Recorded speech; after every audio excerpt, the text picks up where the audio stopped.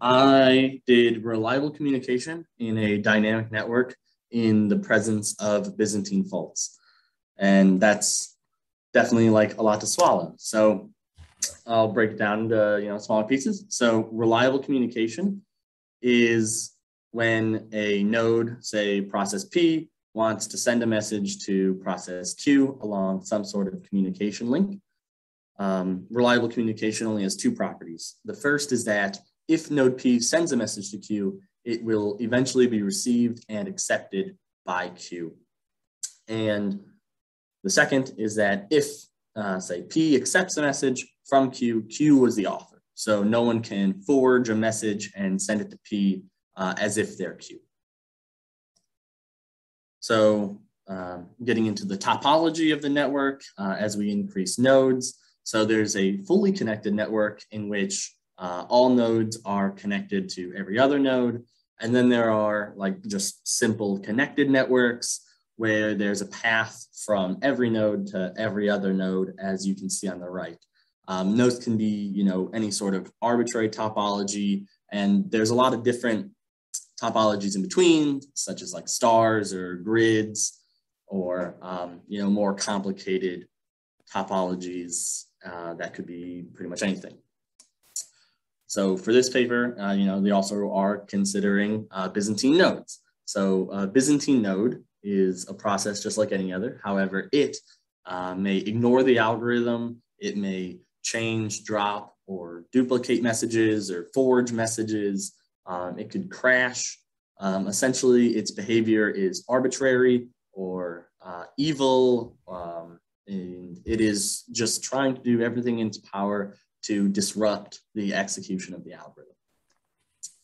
So reliable communication, in the presence of Byzantine nodes is can be difficult to solve under certain conditions. So let's say, the topology from before, that this red node here is a Byzantine node.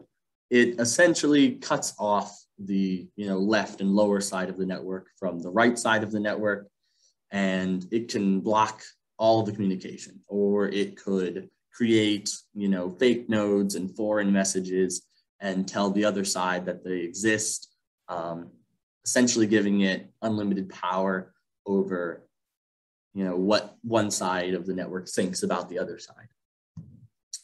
So to prevent that, it has been studied that you would need a network to be 2k plus 1 connected, meaning that there are 2k plus 1 paths from one node to any other node. So here in this image on the right, k equals 1. So there are 3 paths from one node to any other node, say P to Q.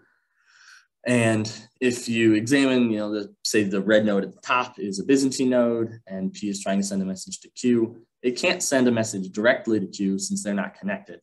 However, going through the bottom and the right and the top directly to Q afterwards, Q will receive 3 copies of P's message, and 2 of those will be correct, and 1 of those will be the Byzantine message.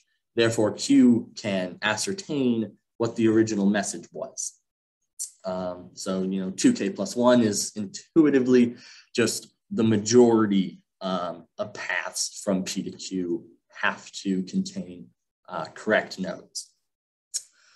So in a more formal definition, this is Manger's theorem, which is important to this sort of research.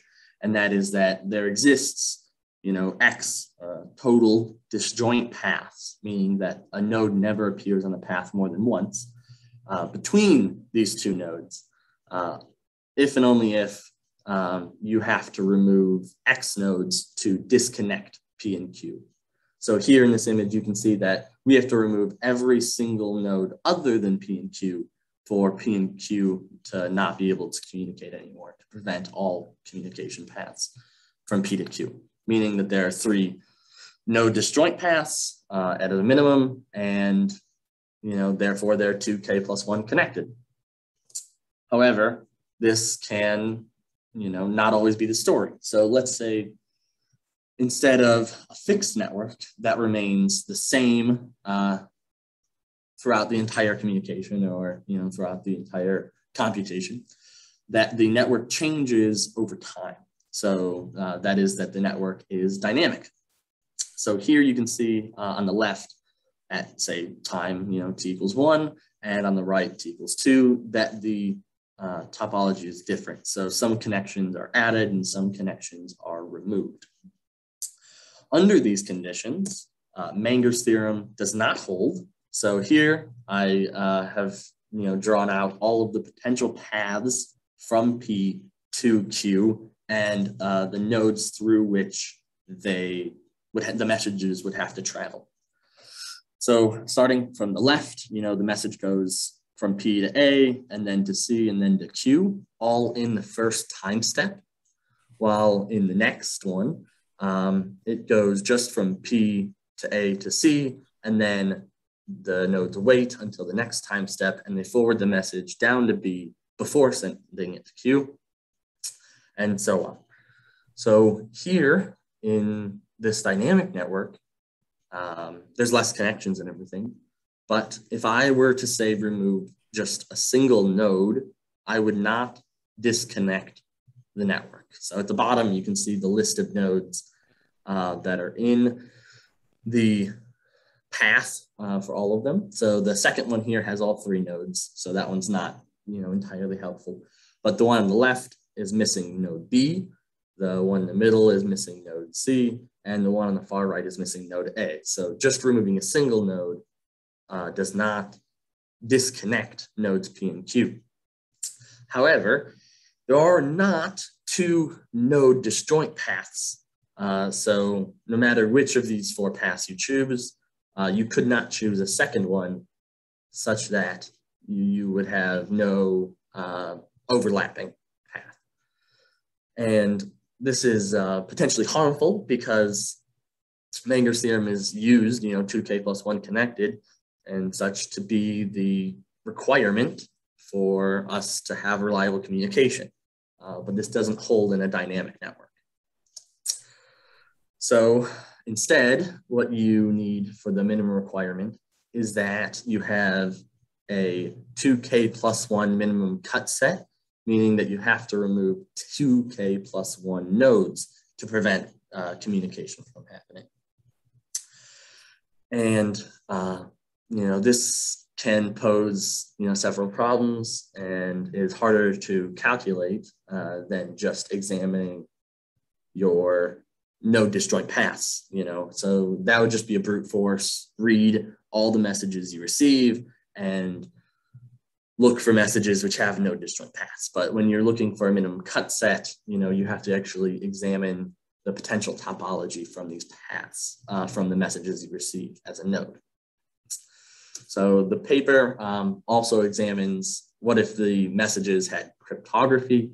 So with cryptography, a node, say P, could cryptographically encode its identity into a message, and another node, say Q, would then be able to authenticate that message and guarantee that P sent the message to Q. So with cryptography, you would not need a 2k plus 1 requirement. Instead, you'd only need k plus 1, because only one message would have to get to Q. The k fake ones would be blocked and could not be altered by the Byzantine nodes. So it's, a stricter requirement on the network, but the benefit is that you can get through more Byzantine nodes and need less of a connection. So they evaluate, these algorithms or these ideas on a real life dynamic network. So they use a data set from a conference where the 10 most connected nodes make up this dynamic network. Am I getting a call? What is happening?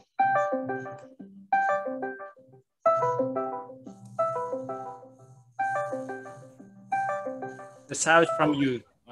Yeah, I'm playing it. Okay.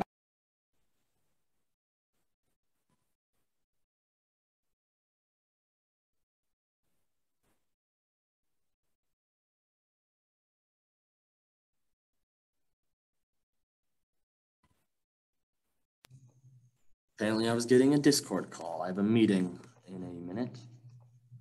Luckily, I'm almost done. Okay, so let's go back a slide if I can. Okay, so the authors, then assume the worst case placement of the Byzantine node in their network of 10 nodes. And the network connections, so the links between individual nodes, are modeled by the contact among the conference participants over the course of 10 minutes. So that's how they get their dynamic topology. And then from there, they want to examine what percentage of nodes would be able to communicate with the other nodes, so what's the overall communication of the network, at least, making a reliable communication.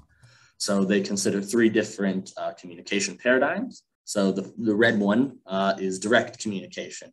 This one is the lowest at all times because this implies one node, say A, is directly connected to node B. So they would have reliable communication because they can just send messages directly back and forth to each other. Then the non-cryptographic case, in which case, they need 2K plus 1 dynamic paths to reach their reliable communication, is sometimes greatly improved as opposed to the direct case. And then the cryptographic case where they only need K plus 1. So they need less communication links between individual nodes to achieve their communication goals.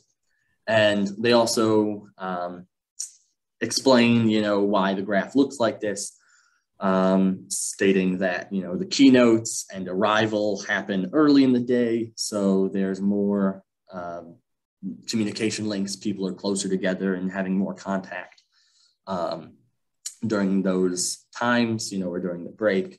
But in between sessions and such, they are split up into smaller groups and therefore not able to communicate.